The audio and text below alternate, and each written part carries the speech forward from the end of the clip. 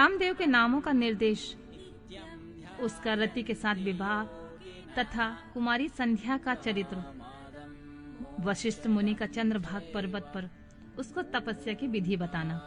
ब्रह्मा जी कहते हैं, मुनि, तदनंतर मेरे अभिप्राय को जानने वाले मारीच आदि मेरे पुत्र सभी मुनियों ने उस पुरुष का उचित नाम रखा। दक्ष आदि प्रजापतियों ने उसका मुंह देखते ही परोक्ष के भी सारे वृतांत जानकर उसे रहने के लिए स्थान और पत्नी प्रदान की।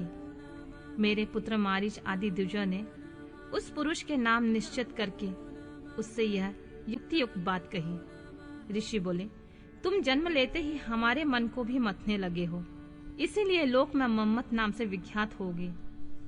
मनोभव, तीनों लोकों में तुम इच्छा अनुसार रूप धारण करने वाले हो, तुम्हारे समान दूसरा कोई नहीं है। अतः काम रूप होने के कारण तुम काम के नाम से भी विख्यात होगे। लोगों को मदमस्त बना देने के कारण तुम्हारा एक नाम मदन होगा। तुम बड़े दर्प से उत्पन्न हो, इसलिए दर्पक कहलाओगे। और सदर्प होने के कारण जगत में कंदर्प नाम से तुम्हारी ख्याति होगी। समस्त देवताओं का सम्मिलित बाल पराक्रम भी तुम्हारे समान नहीं होगा, अतः सभी स्थानों पर तुम्हारा अधिकार होगा। तुम सर्वव्यापी होगे। जो आदि प्रजापति हैं, वे सब पुरुषों में श्रेष्ठ दक्ष तुम्हारी इच्छा के अनुरूप पत्नी स्वयं देंगे। वह तुम्हारी कामनी, तुमसे अनुराग रखने वाली होगी।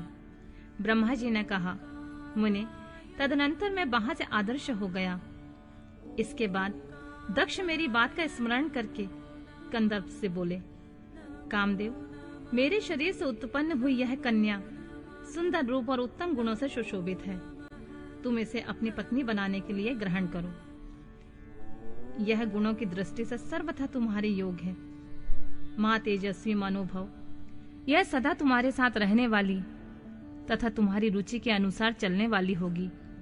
धर्मतः यह सदा तुम्हारे अधीन रहेगी।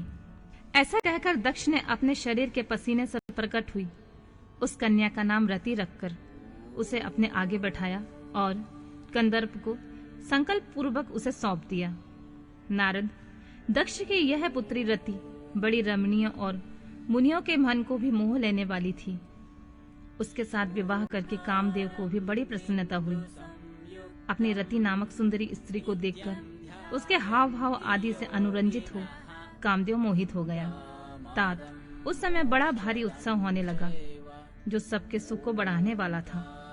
प्रजापति दक्ष इस बात को सोचकर बड़े प्रसन्न थे कि मेरी पुत्री इस विवाह से सुखी है। कामदेव को भी बड़ा सुख मिला, उसके सारे दुख दूर हो गए। दक्ष कन्या रति भी कामदेव को पाकर बड़ी प्रसन्न हुई। जैसे संध्या काल में मनोहारिणी विद्युन माला के साथ मेघ शोभा पाता है, उसी प्रकार रति के साथ प्रिय वचन बोलने वाला महादेव बड़ी शोभा पा रहा था। इस प्रकार रति के प्रति भारी मोह से युक्त रतिपति कामदेव ने उसे उसी तरह अपने हृदय के सिंहासन पर बैठाया, जैसे योगी पुरुष योग विद्या को हृदय में धारण करता है। इसी प्रकार पूर्ण चंद्रमुखी रति भी उस श्रेष्ठ पति को पाकर इस तरह सुशोभित हुई, जैसे श्री हरि को पाकर चंद्रनायना लक्ष्मी शोभा पाती है। सूत जी कहते हैं, ब्रह्मा जी का यह कथन सुनकर मुनिश्रेष्ठ नारद मन ही मन बड़े प्रसन्न हुए और भगवान शंकर का स्मरण करके हर्ष पूर्वक बोले, महाभाग, विष्णु शिष्य, महामते, विधाता, आपने चंद्रमौली शिव की अद्भुत लीला कही है।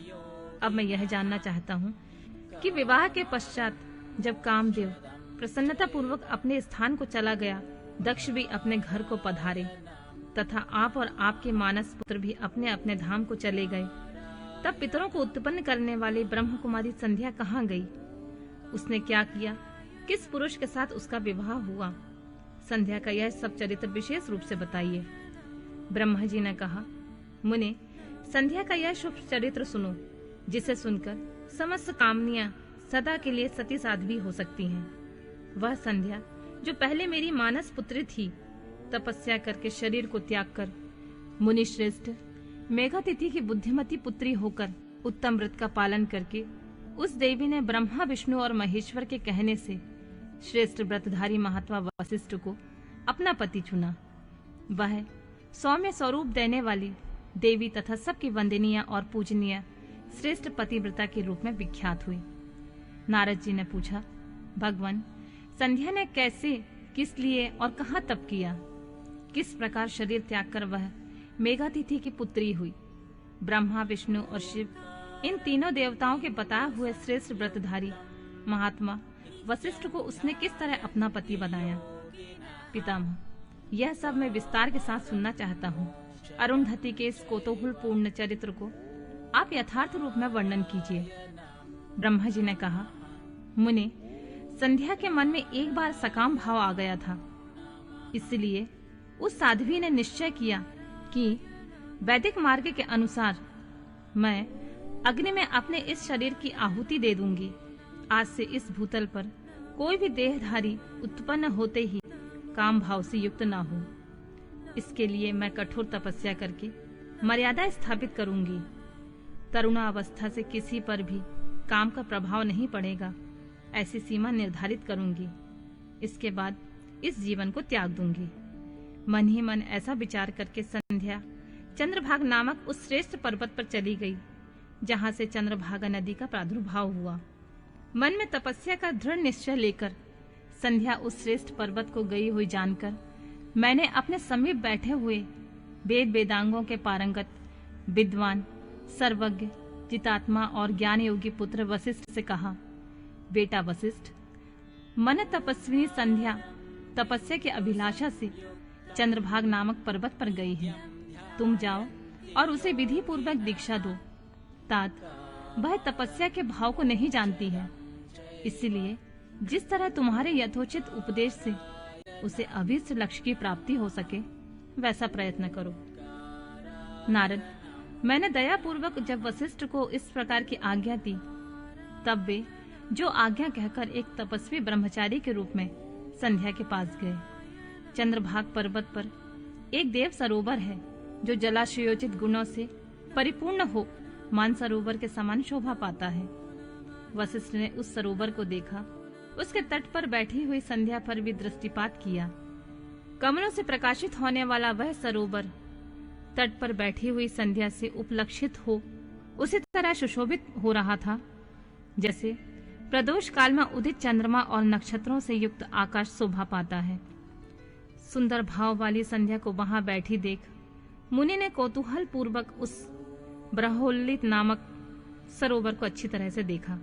उसी प्रकार भूत पर्वत के शिखर से दक्षिण समुद्र की ओर जाती हुई चंद्रभागा नदी के भी उन्होंने दर्शन किए। जैसे गंगा हिमालय से निकलकर समुद्र की ओर जाती है, उसी प्रकार चंद्रभागा के पश्चिम शिखर का भेदन करके वह नदी समुद्र की ओर जा रही थी। उस चंद्रभागा पर्वत पर ब्रह्मोल्लित सरोवर के किनारे बैठी हुई संध्या को देखकर वशिष्ठ जी ने आदर पूर्वक कहा, भद्रे, तुम इस निर्जन पर्वत पर किस लिए आई हो? किसकी पुत्री हो? तुमने यहाँ क्या करने का विचार किया है? यह सब मैं सुनना चाहता हूँ। यदि छिपाने योग्य बात ना हो तो बताओ। महात्मा वशिष्ठ की यह बात सुनकर संध्या ने उन महात्मा की ओर देखा। वे अपने तेज से प्रज्वलित अग्नि के समान प्रकाशित हो रहे थे। उन्हें देखकर ऐसा जान पड़ता था मानो ब्रह्मचर्य देह धारण करके आ गया हो। वे मस्तक पर जटा धारण किए हुए बड़ी शोभा पा रहे थे।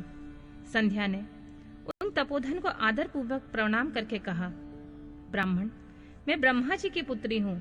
मेरा नाम संध्या है। मैं तपस्या करने के लिए इस निर्जन पर्वत पर आई हूँ। यदि मुझे उपदेश देना आपको उचित जान पड़े तो मुझे तपस्या की विधि बताइए। मैं यही करना चाहती हूँ। दूसरी कोई भी गोपनीय बात नहीं है। मैं तपस्या के भाव को, उसके करने के नियम को बिना जाने ही तपोवन में आ गई हूँ। इसलिए चिंता से सूखी जा रही हूँ और मेरा हृदय कांपता है। संध्या की बात सुनकर ब्रह्मवेताओं में श्रेष्ठ वशिष्ठ जी ने, जो स्वयं सारे कार्यों के ज्ञाता हैं, उससे दूसरी कोई बात नहीं पूछी। वह मन ही मन तपस्या का निश्चय कर चुकी थी और उसके लिए अत्यंत उद्यमशील थी। उस समय वशिष्ठ ने मन में भक्त वत्सल भगवान शिव का स्मरण करके उसे इस प्रकार कहा, बोले, शुभानने, जो सबसे महान और उत्कृष्ट तेज है, जो उत्तम और महान तप है तथा जो सबके परम आराध्य परमात्मा है, उन भगवान शंभु को तुम हृदय में धारण करो, जो अकेले ही धर्म, अर्थ, काम और मोक्ष आदि के आदिकारक हैं और त्रिलोकी के आदि दृष्टा अद्वितीय पुरुषोत्तम शिव का भजन करो। आगे बताए जाने वाले मंत्र से देवेश्वर शंभु की आराधना करो, उससे तुम्हें सब कुछ मिल जाएगा, इसमें कोई संशय नहीं है। ओम नमः शंकराय ओम। इस मंत्र का निरंतर जाप करते हुए मौन तपस्या आरंभ करो। जो मैं नियम बताता हूँ उसे सुनो। तुम्हें मौन रहकर ही स्नान करना होगा। मौनालंबक पूर्वक के ही महादेव की पूजा करनी होगी। प्रथम 2 बार छठे समय तुम केवल जल का पूर्ण आहार कर सकती हो। जब तीसरी बार छठा समय आए तो केवल उपवास किया करो। इस तरह तपस्या के समाप्ति तक छठे काल में जल आहार और उपवास क्रिया होती रहेगी। देवी, इस प्रकार की जाने वाली मौन तपस्या ब्रह्मचर्य का फल देने वाली तथा संपूर्ण अभीष्ट मनोरथों को पूर्ण करने वाली होती है। यह सत्य है, सत्य है, इसमें कोई संशय नहीं है। अपने चित्त में ऐसा शुभ उद्देश्य लेकर इच्छा अनुसार शंकर जी का चिंतन करो। वे प्रसन्न होने पर तुम्हें अवश्य अभीष्ट फल प्रदान करेंगे। इस तरह संध्या को तपस्या करने की विधि का उपदेश देकर मुनिवर वशिष्ठ यथोचित रूप से उससे विदा ले वहीं से अंतर्ध्यान हो गए।